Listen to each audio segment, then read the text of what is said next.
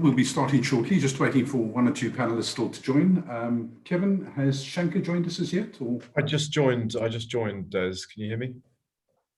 Brilliant stuff, yeah. Absolutely. Okay.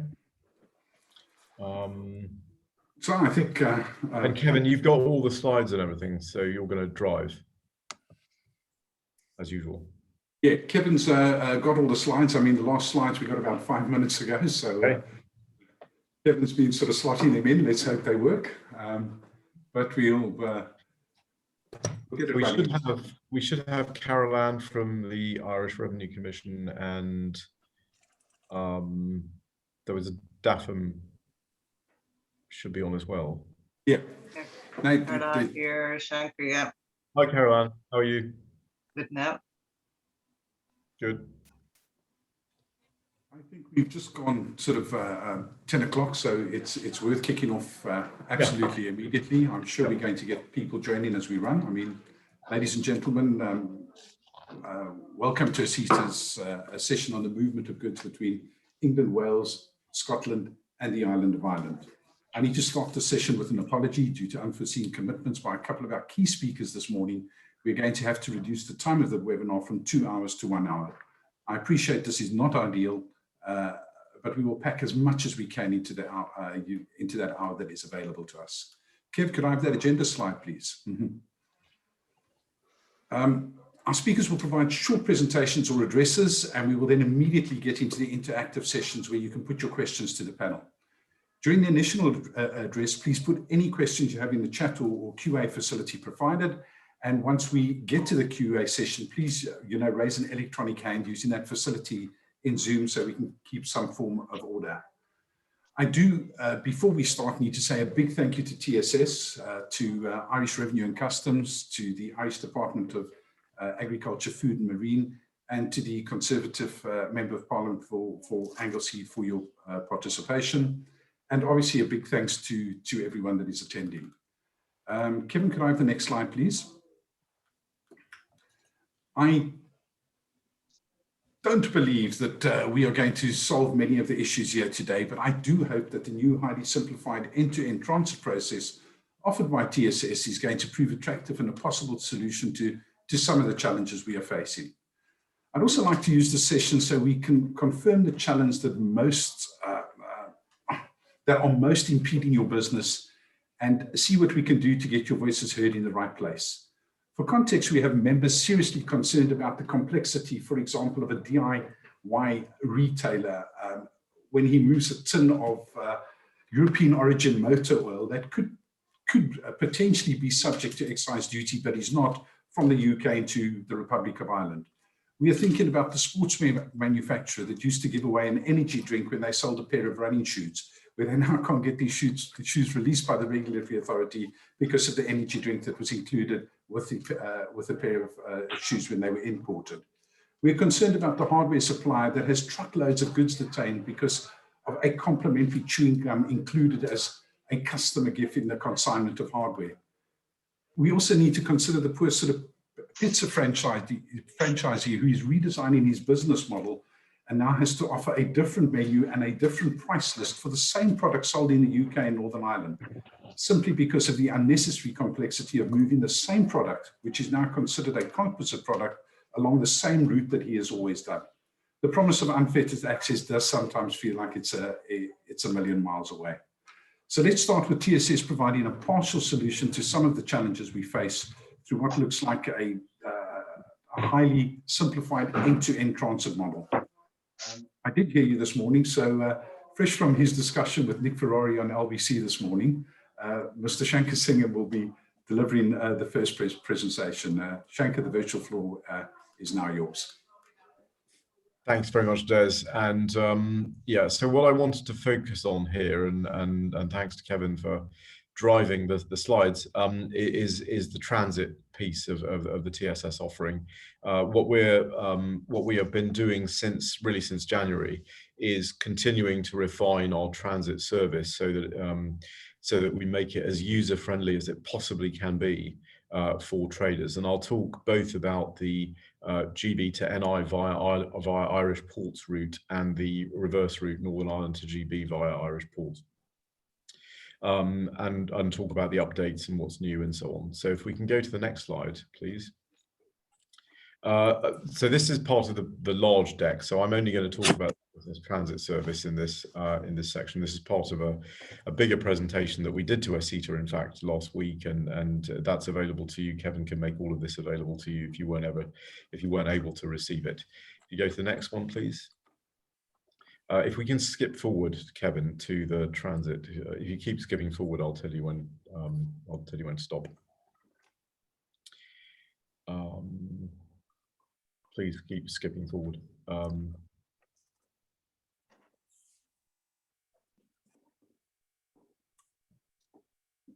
Right, transit movements. So if we go to the next one. So as of the 1st of January, just to recap, there are only two ways of moving your goods from GB to Northern Ireland via Ireland. Either you use transit, or you do a direct export to the Republic of Ireland. And those goods may then enter free circulation on the island of Ireland under the Northern Ireland Protocol. But that will require all of the processes, and it will be as if you have been exporting to any European member state, with full export declarations out of the UK, full import declarations into Ireland. For these reasons, we don't support option 2. If you want to do a direct export to Ireland, then you need a separate customs agent to do that for you. What we do support at TSS is transit to move goods through Ireland. And the transit option is what I'm going to discuss. So if we go to the next slide, please. So we are constantly refining the transit service. We're constantly trying to make it better and easier for you. And it's certainly, compared to the only other counterfactual, there is no counterfactual where you can continue to do trade the way you did it prior to December 31st, 2020. It is, you only have those two ways of doing it, and the transit service is certainly far better than a direct export into Ireland. It reduces the number of Irish customs processes you'll need to interact with. It reduces the UK export declaration processes you need to interact with. And it is by far the best way of getting this trade to work. And this is a quote from Hans Maassen, who's one of the leading world's authorities on transit, head of Dutch customs brokers. It's a simplified end-to-end process, and he sort of commends both TSS and HMRC on innovative thinking to find pragmatic solutions. And that innovative thinking is ongoing. It isn't as if this is the end of the story with transit. We're continuing to refine and make it better. And I'm conscious that for a lot of hauliers in particular, there were some issues with using transit at the beginning in January, and there were some real complications. And a number of Irish processes were not well understood by the users. Were down. There were some difficulties in Holyhead with Road King, but these issues have been resolved now.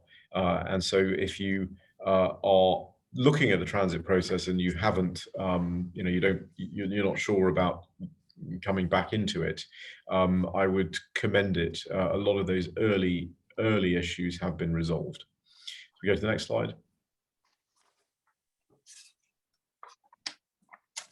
So this is what you do. You use the TSS portal to submit your entry summary declaration. You will do the same thing that you do on the ENS on the portal to generate the ENS. You select the GBNI via Ireland route option. We will then send you a transit template. We are in the process of simplifying the transit template, and that'll be released very shortly. So we're even looking at these documents that we send you to try to make sure they are as simple as possible. And if you have ideas about what you'd like to see, the TSS is very good actually at responding to the ideas that industry sends to us. And while we can't do everything you want us to do immediately, otherwise, we have like 1,000 things on the backlog. we will do our best, and we've done things like consignment first, which is a groupage haulier model to make our system more usable to you. We have done things to make that work better for you. So if you have ideas on the transit template, by all means, send them in. Send them to me. I mean, if for example, you say, why are you asking us this question on the transit template?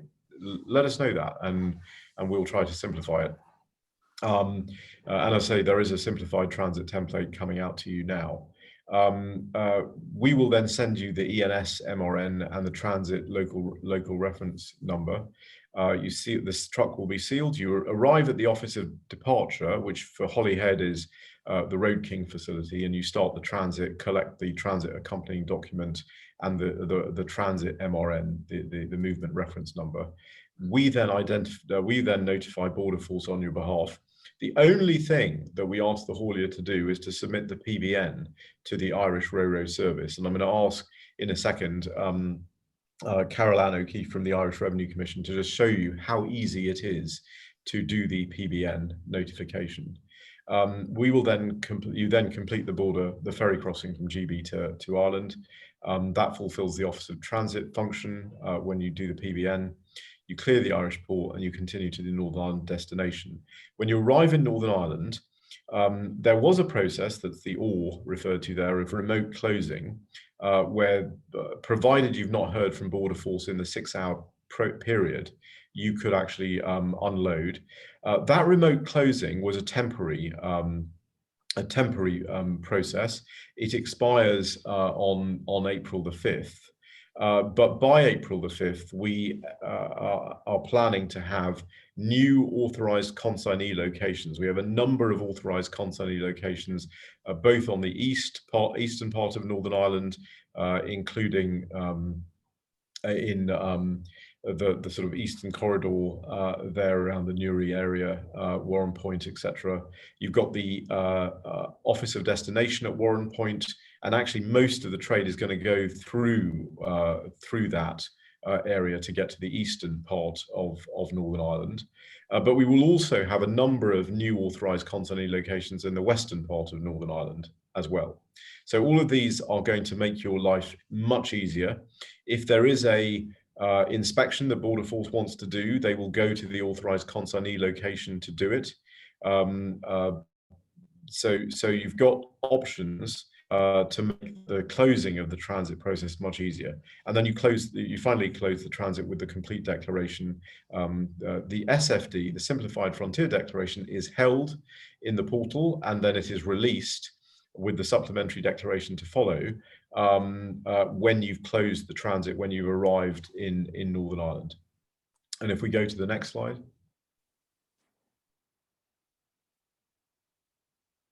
So before we go to this, I'm going to actually ask Carol Ann to talk about the PBN, and then I'll talk about I'll frame the SPS issue, and we'll have the Irish DAFM talk about the SPS issue. So we can start with going to Carol Ann to talk about the PBN.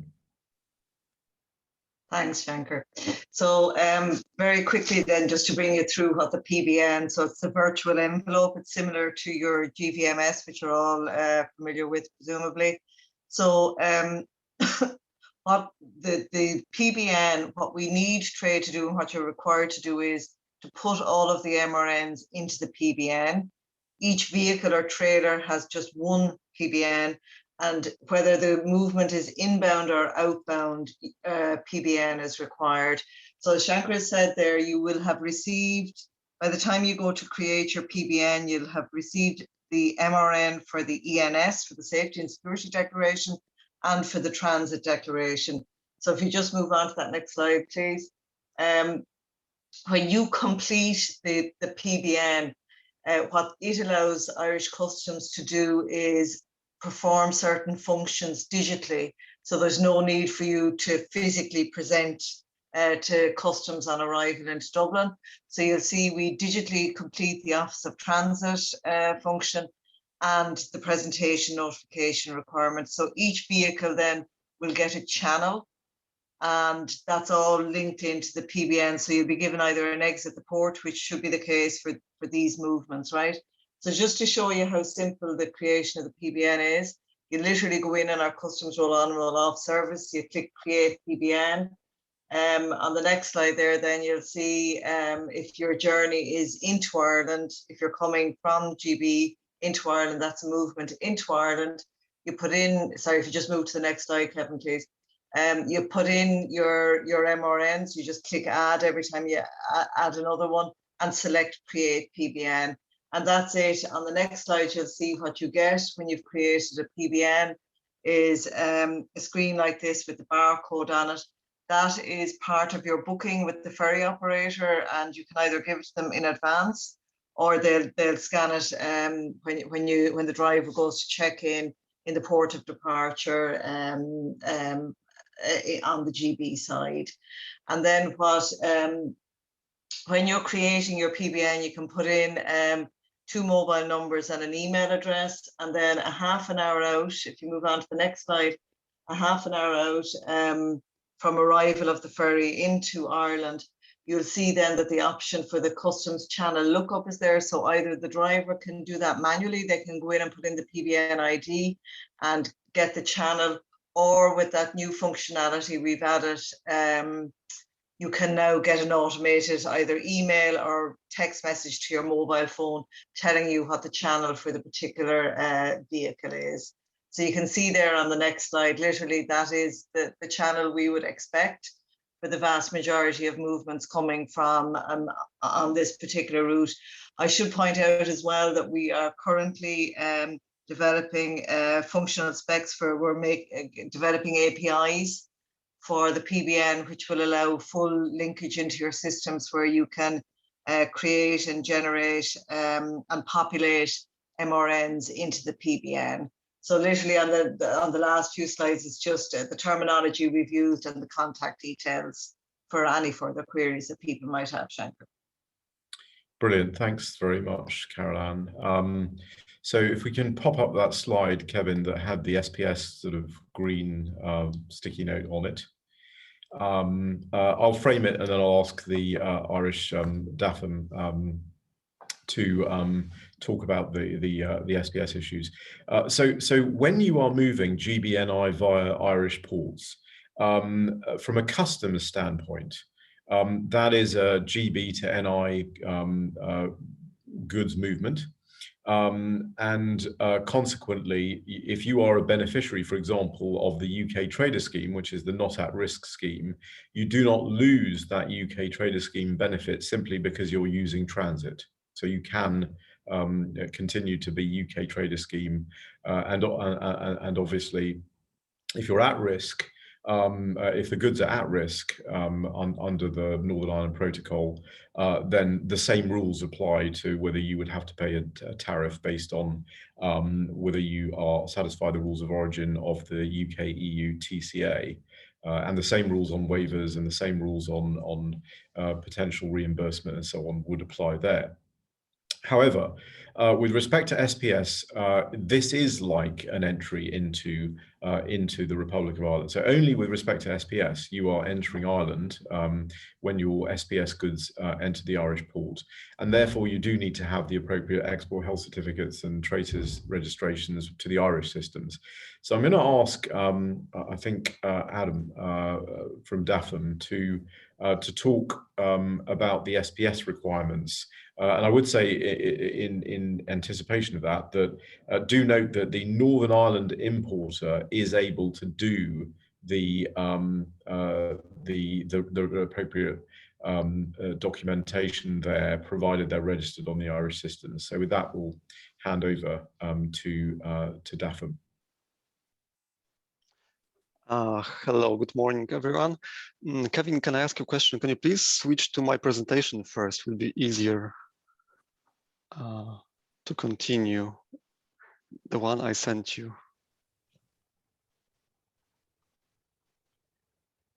Kevin, can you hear me, please? Or this is Joe McNamara here. That's my presentation. Sorry. I'll go ahead now because my presentation is up. So yeah, Joe, that would be great. Okay, so my name is Joe McNamara. I'm a plant health inspector in Dublin Port, and I'll just go through the basics of what's required for SPS declarations and how to tailor them to transit goods. So if we move on to the next slide there. So there are three pillars. So basically registration, declaration, and accuracy. So if we move on to the next slide. So registration is the first step. So as you already pointed out, you need to be registered on traces as a valid RFL. So that's responsible for the load, an operator responsible for the load. So if you don't have a valid status, you won't be able to complete the shed PP. And you'll also need to be validated for plant products, specifically if you are importing plant products, it's separate to products of animal origin. We also need importers registered with DAFM for consignees in the Republic of Ireland. They will need a plant health registration number. So this doesn't relate to consignees in Northern Ireland for transit goods, but their operator responsible for the load will need a PHR number, a plant health registration number, because this number will need to be used in their application when they're submitting it to DAFM, and the inspection fees that are generated will be invoiced to the PHR number associated with the import application. And it can take several working days to get all these registrations in order. So we would advise people to get their ducks in a row, so to speak, well in advance of kind of importing consignments. So if we move on to the next slide. So basically your declaration, you need to create a shed on traces. So for plant products, that could be two possible types of shed. It could be a shed PP for all regulated plant products, and that also includes secondhand machinery. So we I've seen instances where people were caught unawares with machinery. They are subject to SPS goods for horticultural and agricultural machinery. So basically, there's a list of all the tariff codes in Regulation 2019-2072 for shed PP products that are regulated. Shed Ds, so these are products that are subject to increased controls for pesticide residues, and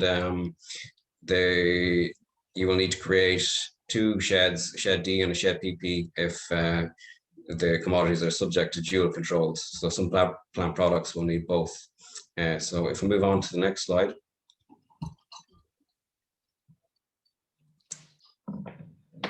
There's just an example of shed PP, what it looks like.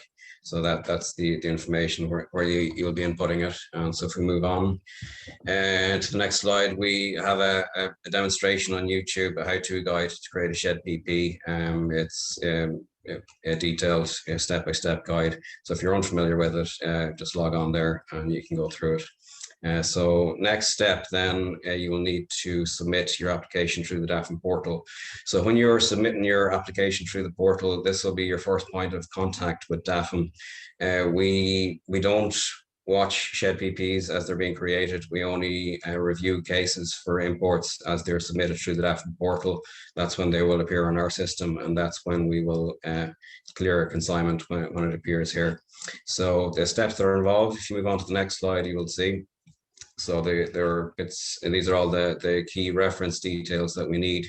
So you'll see the first one there, it's an MRN. So that's a customs declaration to Irish Customs. So you won't actually have this for transit goods. So what we'll ask you to do is use a generic MRN number. And if you contact us, we will give you the generic MRN number to use, because it needs to be the correct format. And the next is you'll need your shed PP number or shed D if it's a pesticides residues, and then your PHR number, and then the type of consignment. And so then if we move on then next, so these are the mandatory documents. You need your import declaration, that will be your TAD for transit goods, your commercial invoice, and your phytosanitary cert. So that's your declaration complete. So next we move on to just accuracy, the issues that we have been seeing with goods. So for transit goods, obviously the Plant Protection Organisation address will be Northern Ireland. And if it's addressed to the wrong Plant Protection Organisation, it can cause delays to consignments. So attached sheets on a phytocert, if there's attached sheets referenced, just make sure that they're included. And then if we move on, so here's an example of a full phytosanitary search, 3 pages long. There's 2 attached sheets that are referenced in the cover page. Okay, move on to the next one. So your declarations, just make sure that they match across all documents. So here's an example of 3 different commodities that are declared on a shed. So we have our package counts, countries of origins, and our net weights. And so if we move on to the next slide, we will see that on the phytocert, it matches exactly. So if there's any deviation that causes a problem, basically we'll have to contact the RFL and get them to amend the shed PP, or if there's items included on the shed and they're not on the phyto, and may need an amended phyto. If we move on to the next slide, you will see the customs declaration. So that'll be your TAD in transit. So basically it allows us to cross-check to make sure all the goods are matching, and then the final document then will be your commercial invoice. So all regulated goods should match across all 3 documents. If there's any regulated goods that appear on an invoice and they're not on the phytocert, basically that's going to cause problems to your consignment. So finally then, basically advice to hauliers: know who your person responsible for the load is. If there's any problems with a consignment and it arrives in after hours, we'll need to contact after hours. Always have hard copies of the documents. Basically, if there's any problems, it allows us to troubleshoot. If there's a case where an application isn't submitted correctly on the DAFM portal, if we have a hard copy of the document, at least we know where to start. It's a starting point. And also the 24-hour notice in advance, if you could get it in, it just makes life an awful lot easier for us to fix any problems in the documentation application. All right, thank you very much. Great, thanks very much, Joe. I don't know if we got Adam's presentation on there. Kevin's trying to find that for us at the moment. Well, while we're looking for Adam's presentation, why don't we go to the NI to GB very quickly, because I'm conscious of time and that we do need to open this up to more of an interactive session. Kevin, can we get the NI to GB?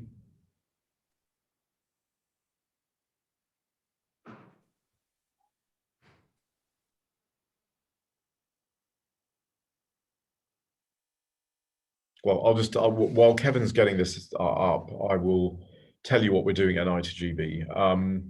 So it's essentially, TSS now supports the Northern Ireland to GB via Irish port route, but we do it as an indirect export. So we are not supporting, TSS is not supporting the NI to GB via Irish port transit route, transit journey. And the reason we're not supporting this is because it's really a quirk of the Northern Ireland Protocol. That the protocol provides that you need full export declarations where there is a movement, a transit or a movement, or any movement in goods are moving in duty suspension. Because transit is movement in duty suspension, you would need the full export declaration, EXS, everything. And so the whole purpose of transit is to minimize the number of documents. Unfortunately, the protocol means that the documents, you need the transit accompanying document plus the export declarations, plus the authorized consignor or consignee process and transit guarantee. So we don't think that's a very simple process from going to go NI to GB. And therefore what we're doing is we are ensuring that we can cover this off most easily by doing an indirect export.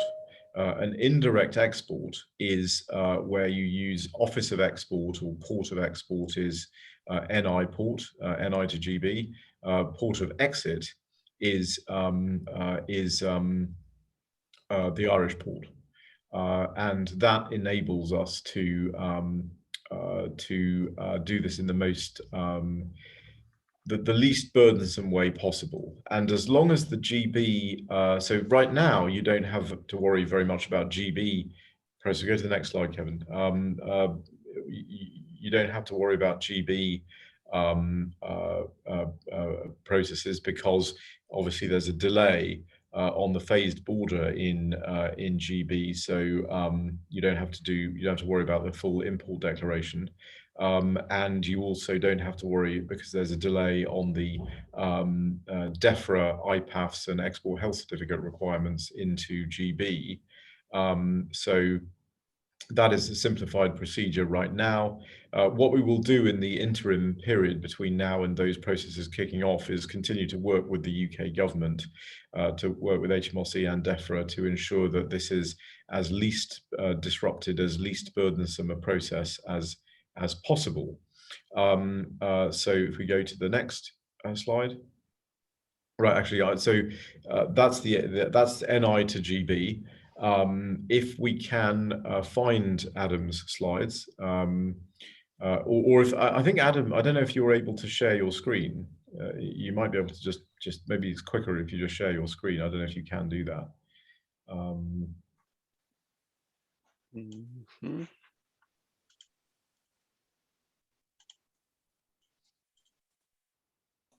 Are you able to see that, Adam?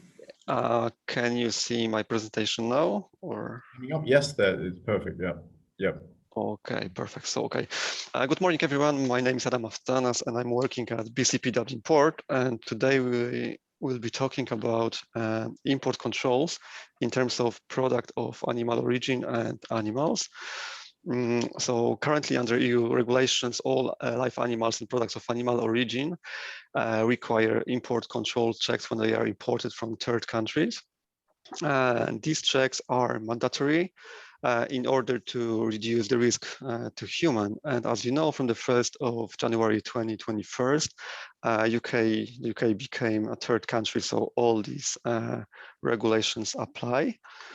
There are three types of checks in terms of control. So we are talking about documentary checks, we are talking about identity checks, and physical checks. Documentary checks and the frequency is at the rate of 100% of consignment subject for inspection, and they are completed prior to consignment arriving at border control post. Next, we have identity checks. It's 100% again for live animals and product of animal origin, and physical checks, and that depends on the risk. And according to legislation, it varies from 1% to 100%.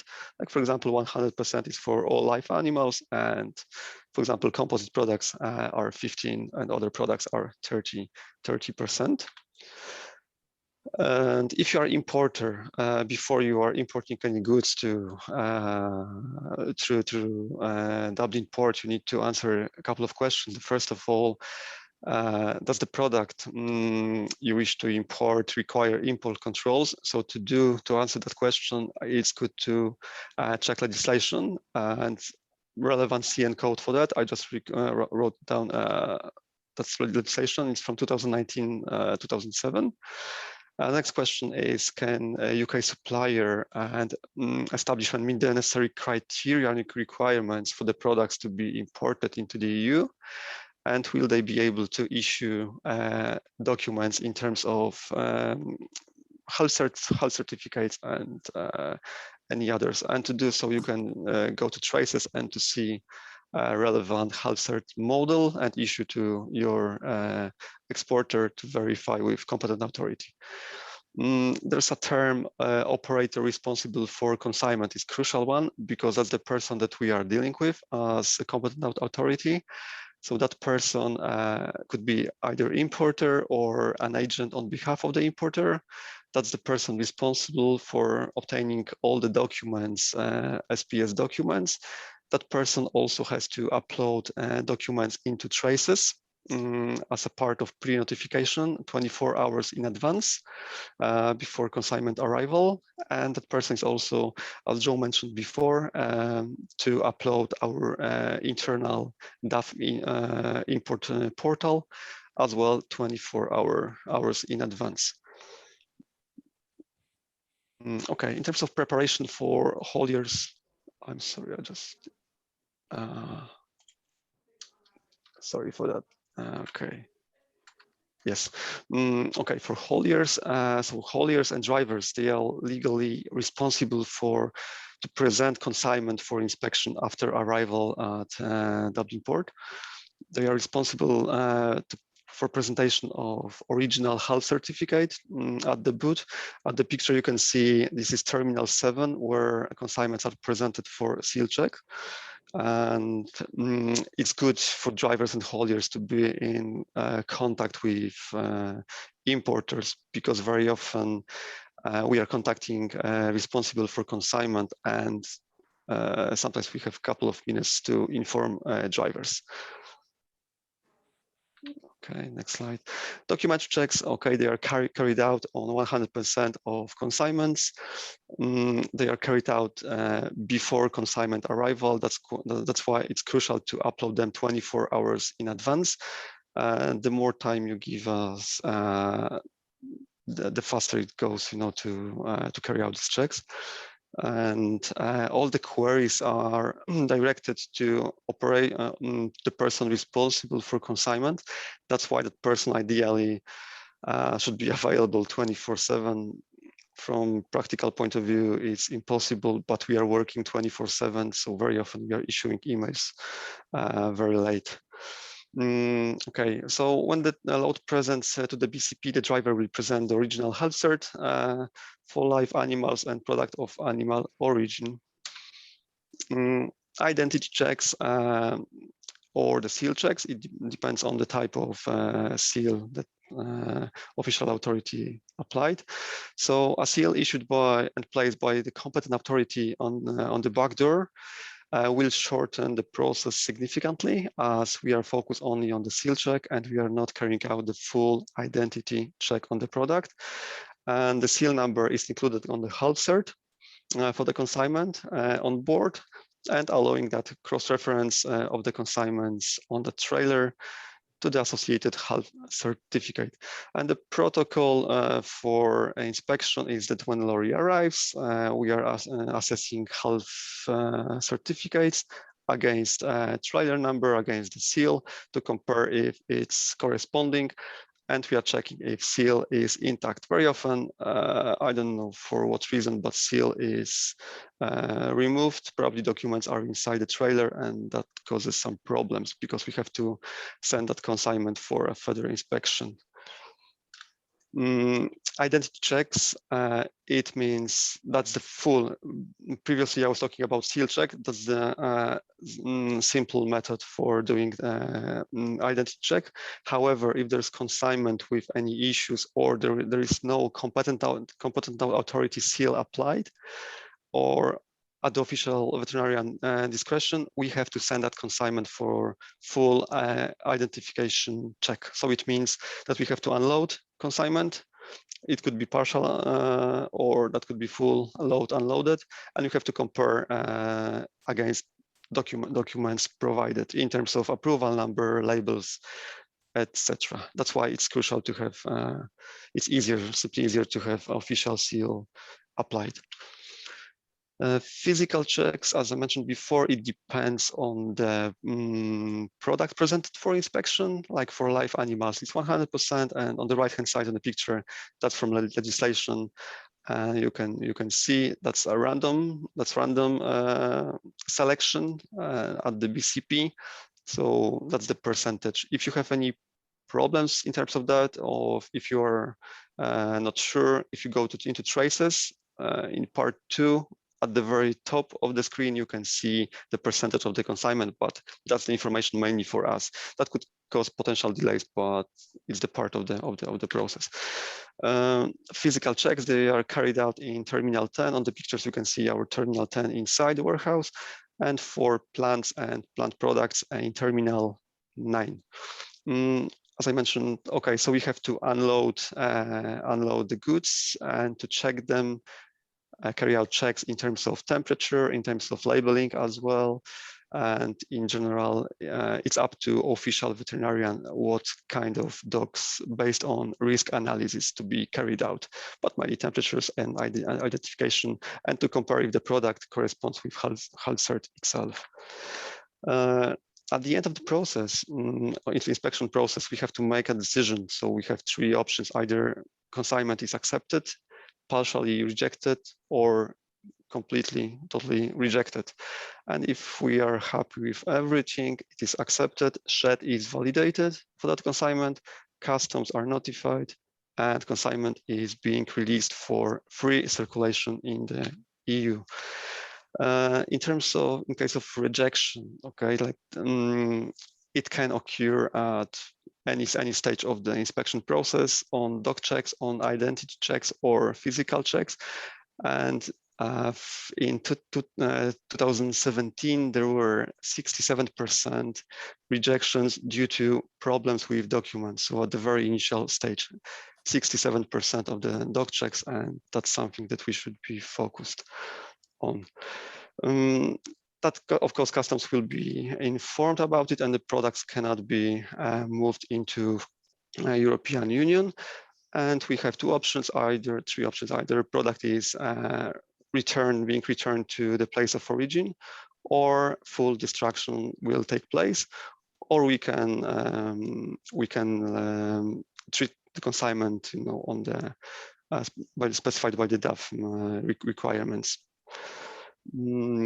And it's worth mentioning that operator responsible for consignment,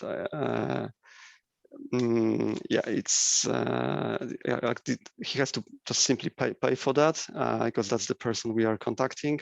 And on top of that, we are applying charges for daily storage of the product itself. So the sooner the better. It's good to have a plan to deal with rejections in advance, to be prepared in advance. So to summarize, key points for preparation are: for importers, please register with DAFM and TSS NT. You have to ensure certification available for the products they wish to import. The operator responsible for the consignment is assigned and registered with DAFM and TSS NT for this role. Pre-notification and submission 24 hours in advance. And presentation of the load at the BCP, as I mentioned before, is crucial. The most efficient load process with a seal check applied by the competent authority. It simply can have a simpler seal check as identity check, and that will speed up the process significantly. Simpler loads are the fastest one. And from our observation, mixed or groupage loads takes a little bit more time. So that's something that you can take under consideration when we're planning to export goods from the UK into Ireland. And I left you some links and emails. So if you have any questions, you can email us using these two emails, and your questions will be answered. Thank you. Thank you so much. Much appreciated there, Adam. Thank you very, very much.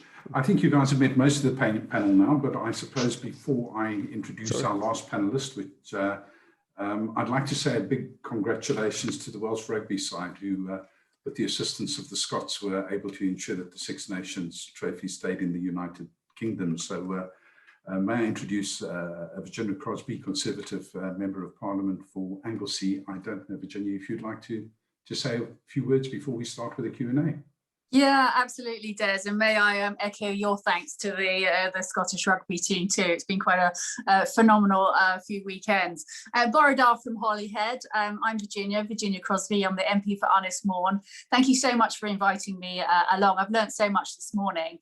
And before I continue, I'd like to thank everybody for their perseverance and their hard work over an extraordinary 12 months. I know it's been a difficult time with lots of change and uncertainty for everyone.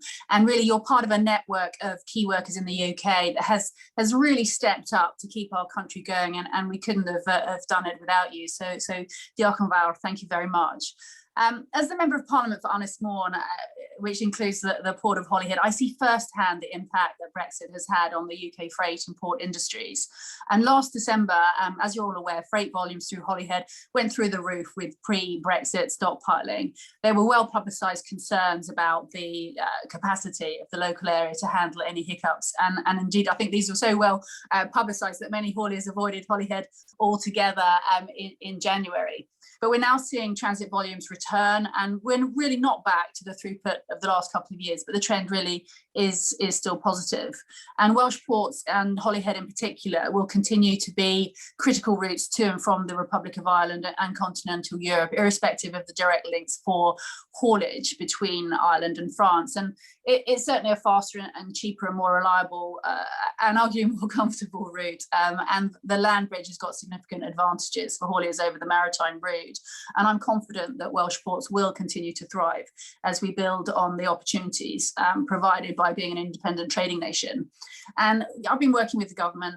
They clearly recognises the need to provide as much support to traders, ports and hauliers as possible.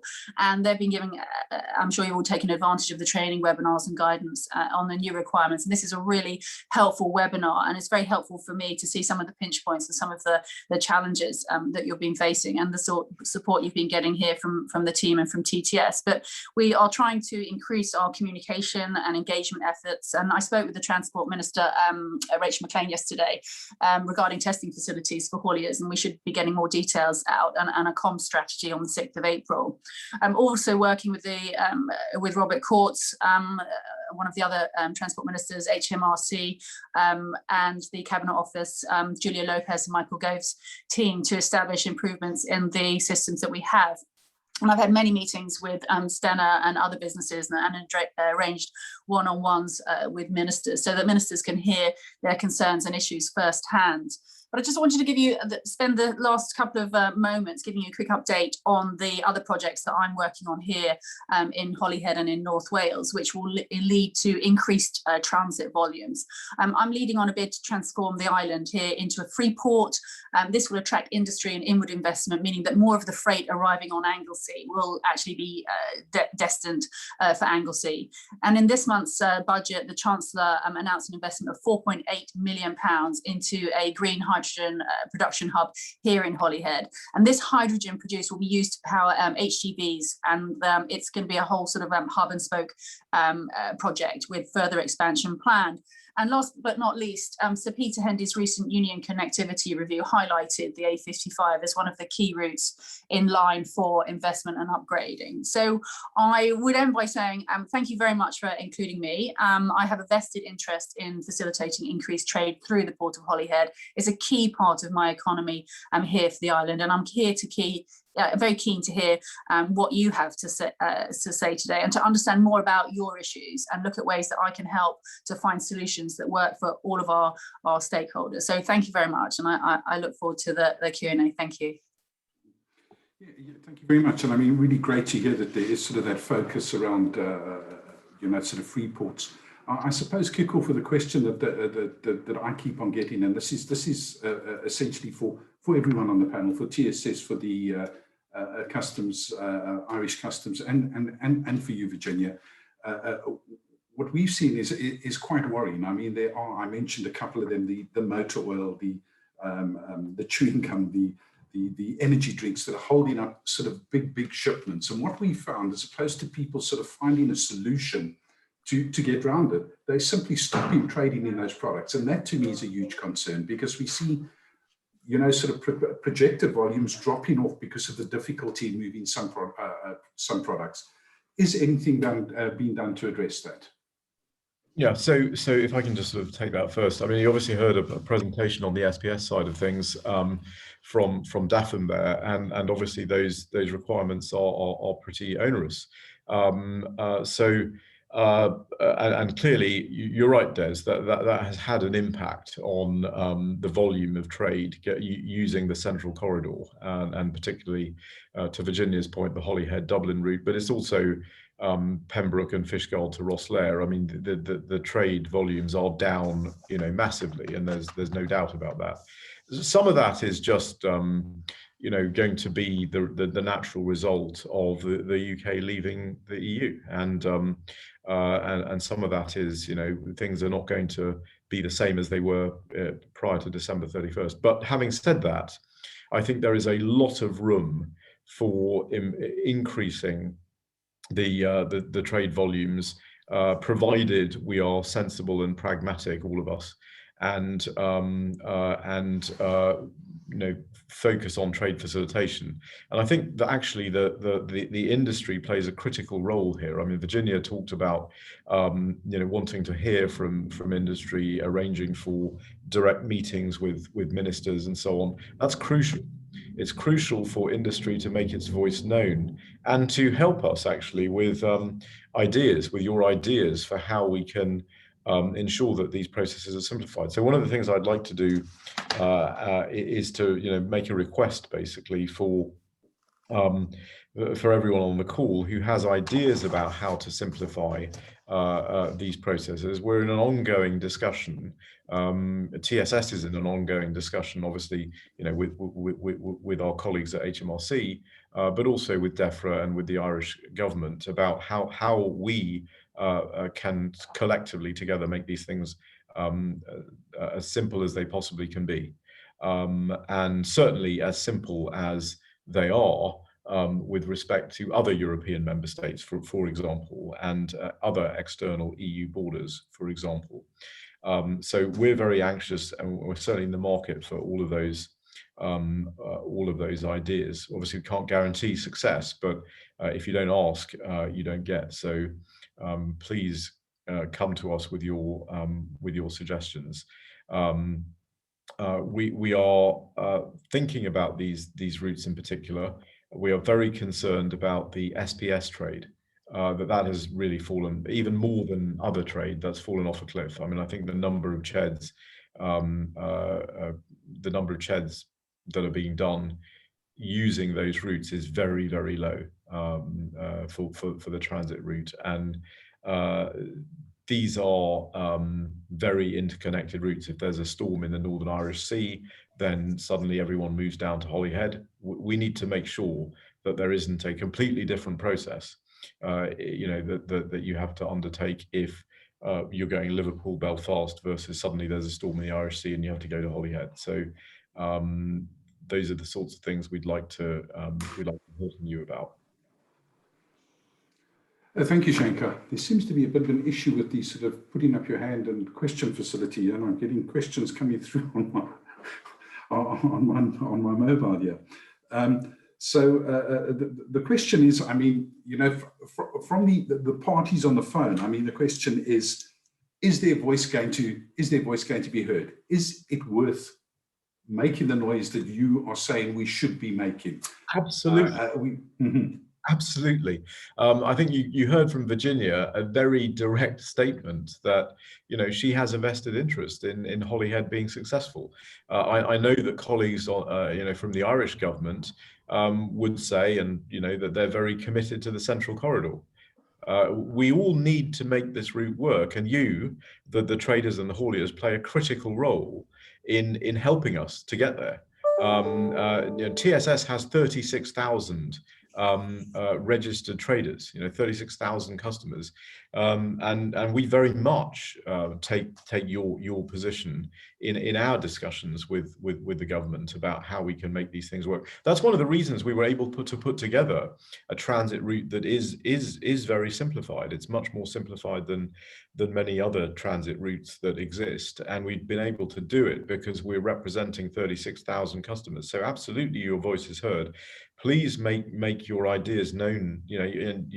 Des has my email address. You can make them known directly to me, and I will take them forward as best we can. Yes, so, two bits there, Shanker. I mean, something else that there seems to be a sort of a big concern about is the difference in process between goods going through, if they're entering through Republic of Ireland, i.e. Dublin, or through Northern Ireland through Belfast. The processes are so different that people are setting up their supply chains to actually go through one or the other.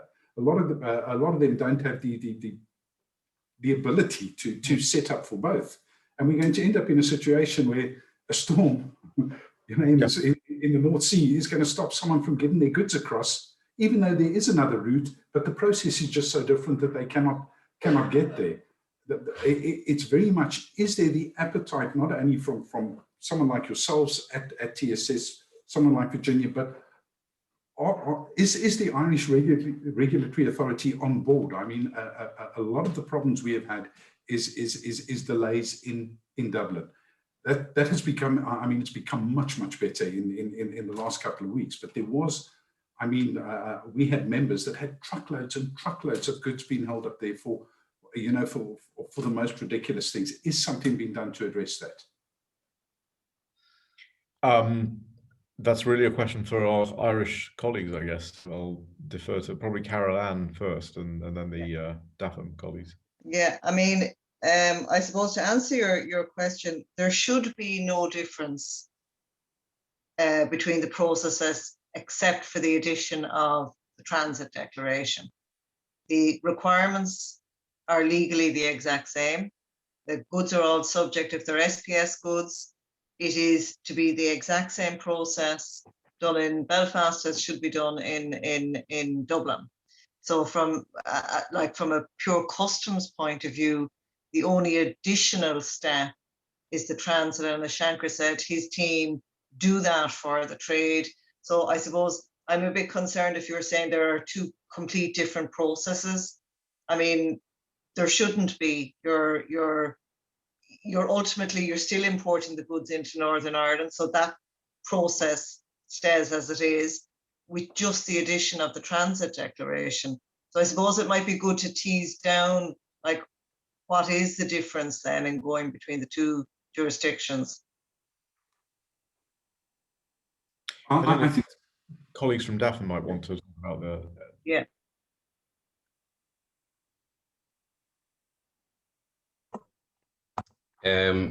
I'll just speak from the plant products point of view.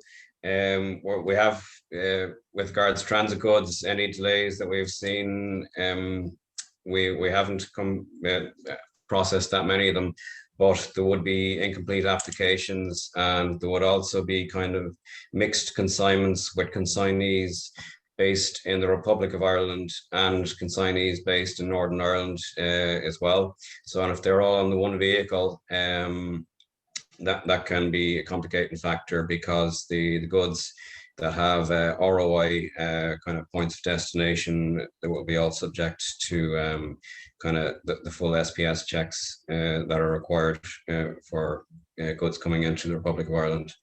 And also incomplete applications as well. So we would have had application shed PPs created, but maybe people or operators unaware that they also had to submit an application through the DAFM portal. So there are two instances where we would have maybe come across delays for plant products.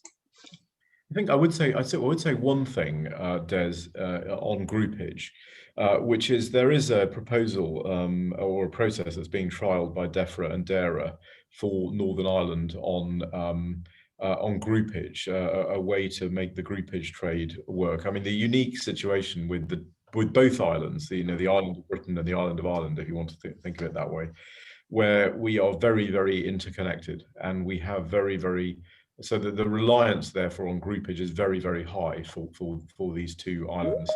And what DEFRA and DERA are working on is a mechanism that works for groupage with respect to the SPS clearance process. And I know that the colleagues in DAFM are looking at that as well. And I think that would be a significant benefit if both in DAFM and in DERA-DEFRA similar process was used for groupage. That would sort of get our processes more closer together. And actually that is an example, that whole process is an example of the trade of the industry coming to the government and saying, can you do it this way? We think this way will work. And that whole trial would not be happening if industry hadn't come forward with that. We're working with groupage and TSS groupage hauliers to create a consignment first model, which makes it easier for them to, and that also wouldn't have happened if they hadn't come to us and said, we find the system's really difficult. Can you make it run this way? So, I mean, the mere fact that you have all these governments on the phone today is an indication of commitment to make this process work. And I think if industry can continue to let us know, and TSS is very happy to play that sort of coordinating role, let us know what works for you or what you think might work. We can sort of see how we can make it work. Okay. Thank you. Got a couple of questions coming through at the moment. One is, I would like clarification on the NIGB via island route. Is it correct that this is an indirect export not supported by TSS and that this does not require transit? So that's not correct. It is an indirect export, but it is supported by TSS. We will do it for you, and it is.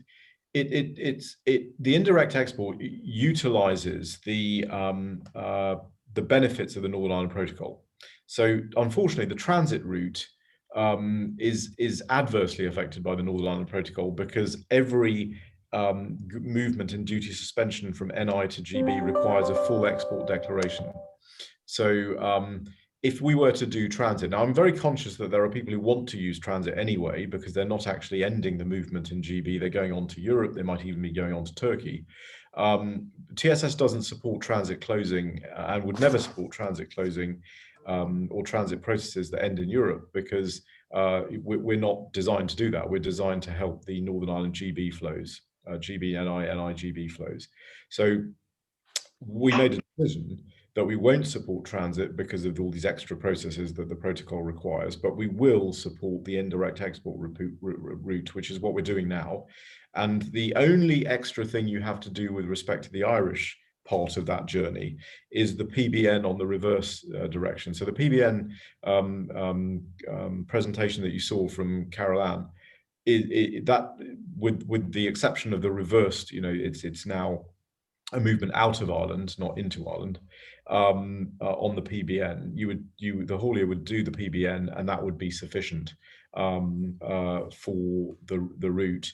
And at the moment, obviously, with the GB, the processes in GB are very straightforward because of the phased UK border, and we are in the process of working with DEFRA and HMRC to ensure that for our indirect export traders and hauliers, that we continue to make that as good a. We're getting people that disagree with you. So there's something running out as an example. They say the process is not clean enough. If their truck, for example, goes to an office of departure at 1 a.m. in the morning, they need the staff to enter the MRN onto the PBM, and the driver needs to wait. They're looking at. So there's no office of departure in the NI to GB route at all because it's not transit. So I think they're talking about the Holyhead Road King facility, where I acknowledge that there have been serious problems with the Road King facility as an office of departure. And one of the steps we have taken just now, and it literally is within the last 24 hours. We have had confirmation of new authorised consignor locations for TSS in GB. Those include authorised consignor locations in the Holyhead area. And so if you are having trouble with the Office of Destination, you will also have a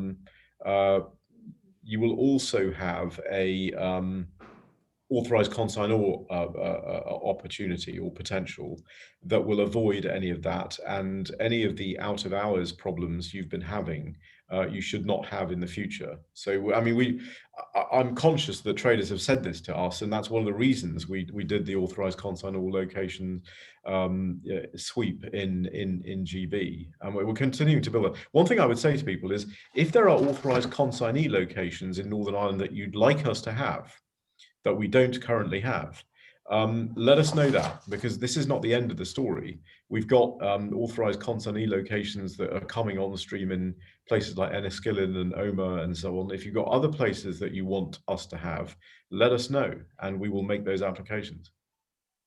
But Shankar, just to be clear, like that the indirect export, once it is created by yourselves and the trader is given the MRN, that PBN goes straight, the MRN goes straight into the PBN.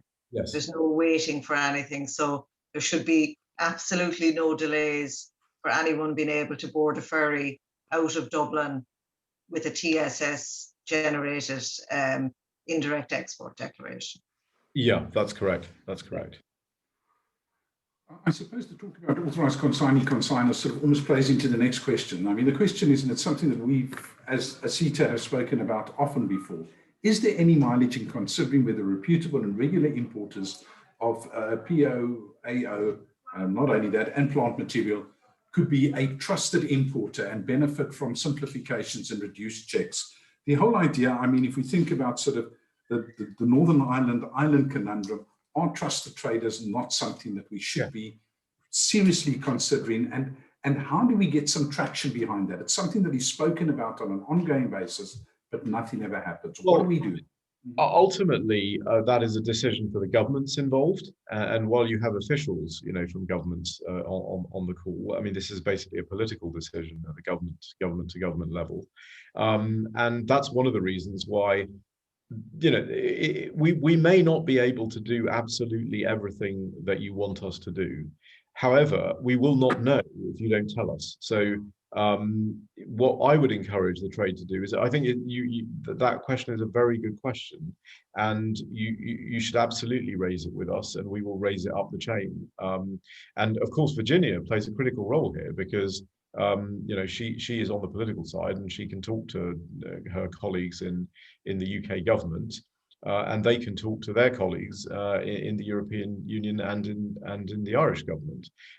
So what we need, I think, is let's figure out what might make sense, and it may well be, Des, you may be right. I mean, that some sort of trusted trader program.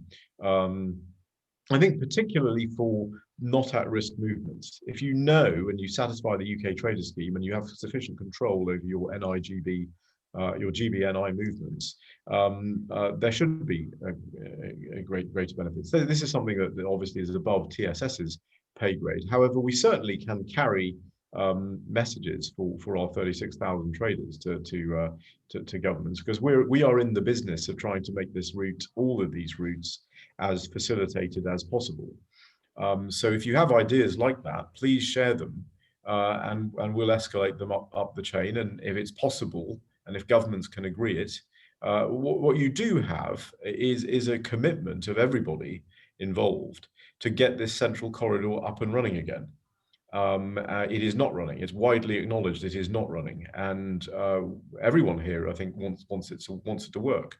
Well, that's going to require certain things that we're all going to have to do, and so yeah, please continue to make those suggestions, and we'll. Where should we be making those suggestions? Should we be making them to TSS? Should we be going to Virginia? Should we be lobbying the Irish government? Should we be sort of trying to get something in at Brussels? Our efforts are there constantly, but how do we go about coordinating it? It's something that has been shouted about for a long time, but it dies. So I would say all of the above. I would say you do all of the above. And what I'd add to that is, obviously TSS can play a coordinating role, and does play a coordinating role. We have a weekly meeting with the Irish government where we sort of iron out, and a lot of the issues actually to sort of you know, praise Carol Ann and her team, and Daphne, you know, colleagues on the phone as well, and their teams. A lot of the issues that we've had, the technical issues, the early teething issues with transit, for example, have been resolved in, you know, we've raised issues with them, they've raised issues with us, you know, maybe our traders are not doing it in the right way. So we've been able to solve those problems at one level in those weekly meetings. So I would say, you know, continue to use us as a coordinator, send your ideas in. The DEFRA process for groupage for SPS came about as a result of, you know, TSS playing a coordinating role there as well, and we'll feed it on. I mean, one thing we can't do is, if there's no ambition from the industry, you know, we can't help you. So I would just encourage you. You know, I know it sometimes seems like you're hitting your head against a brick wall, but I would kind of encourage you to keep hitting your head into that brick wall, because sooner or later it will give. Yes, can I just Yeah, can I just follow on from what Shanky was saying? No, absolutely. I mean, Holyhead Port is the second busiest roll-on port in the UK, and it is front and centre of the government's agenda. So I need to hear from you. I need to hear what your concerns are and what your challenges are and what you're going through. I need you to empower me to approach ministers, and instead of sort of anecdotal evidence, some very real examples. And I've been, as I mentioned, Stena, but I've been able to arrange meetings with Gwynedd Shipping. So anybody that's been in touch with me, I've been able to work closely with them to actually resolve some of these issues. But if I don't hear from you, it's purely sort of academic. So I do need to hear from people so that you can empower me to actually engage the ministers. They are very engaged, but they want to hear what the problems are right on the very ground here.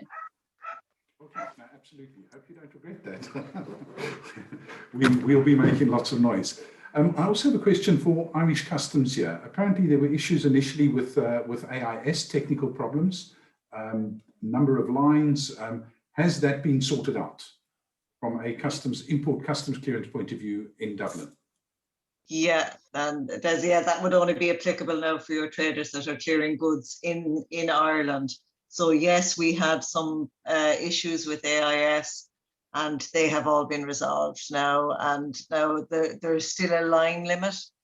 I can't remember exactly, it might be 250 line items per declaration, but the performance issues that we had have all been resolved with AIS, yeah. And then the other, maybe you could just give us a little bit of insight. The other sort of complaint we had was when goods are sort of detained. I mean, you have a sort of an orange and a red status for a port health stop or something to go to another department. The feedback we get in, it is very difficult to find out who has actually sort of stopped or intervened or wants to know, what is happening with that good. Is that communication line becoming a little bit better? So from what I understand, and I don't have sort of first-hand knowledge here, is a clearance is put in, it's stopped or detained, but the next step is not clear. Do we need to provide documents to agriculture, or do we need to provide documents to whoever? Yeah. Is that something that you've come across before, and is it something that has been addressed? Yeah, I mean, what our import system does is, say if there is a hit of a profile of an interest by, say, a Department of Agriculture and Environmental Health, then the message that's sent back out in our system says that to the declarant. So it's a matter of the declarant's software interpreting that and saying to the declarant, there has been a hit of environmental health on this goods item, and there's been a hit of DAFM on this item. So that declarant then has to know which of those authorities then they need to engage with on the different products on their particular vehicle. So I suppose we have been engaging with the software houses to ensure that they are translating those messages. They're coded electronic messages that we send out, just to be sure that they are translating them into English for the declarants at the far end. But I think a lot of it is education, and like we would have to acknowledge that where there are multiple agencies involved in particular movements, that has been a bit more challenging for us at the start. But I would like to think that we've improved that communications. We've moved a team. Now we have a coordinated control room in Dublin Port, where we have staff from the three agencies, Customs, Department of Agriculture and Environmental Health, all sitting in one room now to try and bring a more coordinated response to trade for those kind of vehicle hits. Thank you, that makes a lot of sense. Just an observation, Shanka, before I ask the next question, is someone says, to add to my question on trusted trade, these were businesses supplying safe product up until the end of Brexit, and many are well-known brands and major supermarkets. And I think this is something we hear quite often. I mean, the type of product has not changed. Who we buy them from, who we sell them from has not changed. It's the exact same. And I take that sort of example of the pizza franchise, where they're selling the exact same product in Northern Ireland and the UK, and they have to have a totally different pricing model and a totally different menu because they just cannot get goods across the border. But this is a very Yeah, and obviously when the EU composite composite food regulation comes in on April the 21st, we'll have an additional problem with this.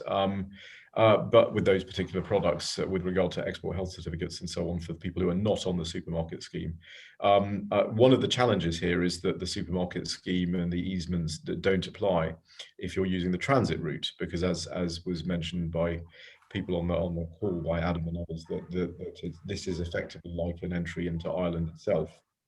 So I do agree that needs to be viewed differently, because it is a GB to NI movement. It makes logical sense, and those discussions, I think, are ongoing. So yeah, I mean, what we can do is feed into those discussions and see if there are little things that can be done to make traders' lives a bit easier. Next one I have is a specific TSS question for you, Shankar.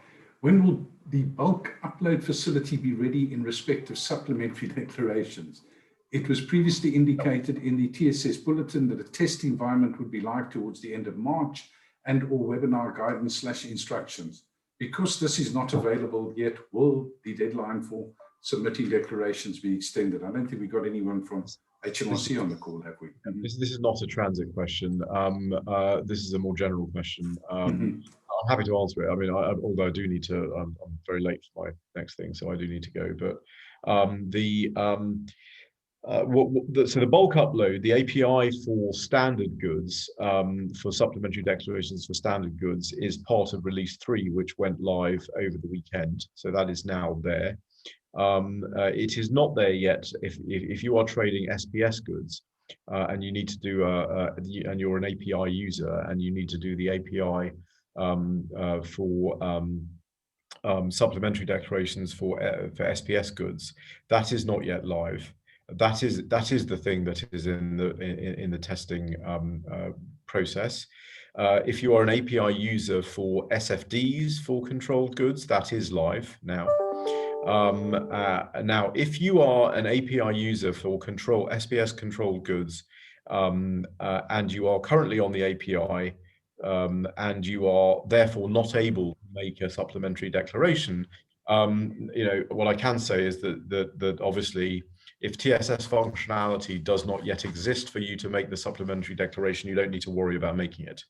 No one in HMRC is going to bang on your door because you haven't done your supplementary declaration by the April the 6th. So don't worry about that. But there is a test environment. So if you can talk to me directly, I wasn't sure if the question was as somebody with a subdeck for standard goods or a subdeck for SPS controlled goods. If it's standard goods, that API does, that is live now. If it's SPS, it's not yet live. It's anticipated to come in. It's in testing now and should come in, in the next release. But you don't need to worry about subdecks. The general rule with subdecks is if you haven't heard from us, meaning TSS, and you're a TSS user, you don't need to worry about your subdeck. Right, you need to worry a bit about the backlog of subdecks, but that will be released, in due course by HMRC, and it'll be released based on different groups of people. But you don't need to worry about a subdeck if we have not asked you for one. And if we've asked you for one and you're having difficulty, a tier 3 will be reaching out to you and will be trying to help you with your subdeck. And obviously, for an API user for SPS controlled goods, you can't do one anyway. So don't worry about it. Okay. Just to add to that, it's probably not subject, is get the customs brokers involved, and we will solve all your problems. Well, and that is an issue, Des. As you know, we are trying to do that right now, and we are trying to make it easier for customs intermediaries to represent their clients on the TSS portal. I think we're making progress in that area. I see we have run quite a bit over for those that need to go to other meetings. If I could just ask one more question of our Irish colleagues. Someone has put in, we have traders which are being stopped by HSE and DAFM at Dublin, but there does not seem to be much communication between the two bodies, causing further delay at the port. Also, as our trailers are low, this is a further delay when we are transport has to come into the port. So we have to move the trailer from HSE to DAFM. And I think this plays into the sort of the previous question that I had, where there doesn't appear to be the sort of coordination between the different government departments, in Dublin. Could we get any comment from Carol or from Adam on that? Mm-hmm. Yeah, I would just say that, I mean, most of our issues where there has been multi-agency involvement in interest in a particular consignment or trailer, the delays have been caused because those agencies have not been pre-notified. So like we might get that the Department of Agriculture has been pre-notified, but HSE hasn't. So we are working on, as I mentioned already, sharing of the documentation that has been pre-lodged by the trader, so that if HSE, if our environmental health have an interest in it, they'll get the supporting documents from our agriculture colleagues rather than directly from the trader. So behind the scenes, we are trying to act in a more coordinated manner to speed up the process of releasing. But in our experience to date, it has been that the documentation has not been forwarded by the trade. But look, I mentioned already, now we are sitting in one room. Give us your feedback. If there are specific instances, we always look for, contact us. We identify what the issue is and we try and improve it for all future movements, not just that particular one. Thanks very much for that, Carol. I think, sort of as opposed to a final question, I think it's a pretty good observation. Common safety and security standards and common food standards would make a significant difference and reduce the friction on this route. Clearly, this is a big political hurdle to cross, but I suppose makes a lot of sense. I can see a lot of us have to run, so I'd like to say a big thank you very much to all of our panelists. You've heard that Irish Customs, Virginia, Shanker all want to hear from you. So feed what you have into Kevin. We'll pick this up and make those arguments on your behalf. So a big thank you to everyone that has joined us today, and I look forward to seeing you guys in the near future, and hopefully we can have a physical face-to-face meeting in the not too distant future. So thank you all very, very much, and goodbye. Thanks. Thank you. Thank you very much. Thank you. Goodbye. Oh.